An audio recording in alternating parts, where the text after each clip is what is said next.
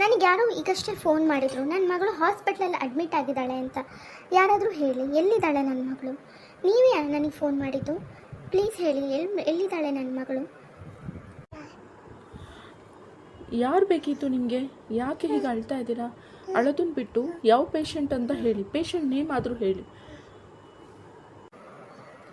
ನನಗೀಗಷ್ಟೇ phone ಬಂದಿತ್ತು, ನನ್ನ ಮಗಳು ಹಾಸ್ಪಿಟ್ಲಿಗೆ ಅಡ್ಮಿಟ್ ಆಗಿದ್ದಾಳೆ, ಬೇಗ ಬನ್ನಿ ಅಂತ ಅಂದ್ಬಿಟ್ಟು. ನನ್ನ ಮಗಳ ಹೆಸರು ನಿವೇದಿತಾ ಅಂತ. ನನಗೆ ಈ ಹಾಸ್ಪಿಟ್ಲಿಂದನೇ ಫೋನ್ ಬಂದಿರೋದು. ನೀವೇ ಫೋನ್ ಮಾಡಿರಬೇಕು, ನಿಮ್ಮ ವಾಯ್ಸ್ ಕೇಳಿದರೆ ಹಾಗೆ ಅನಿಸುತ್ತೆ.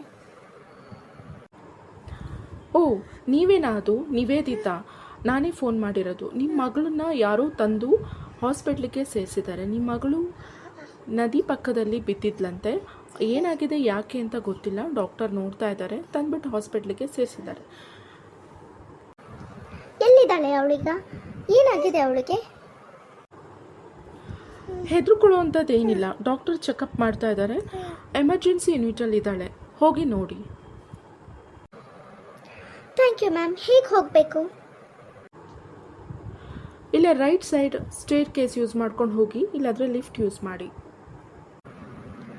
Thank you.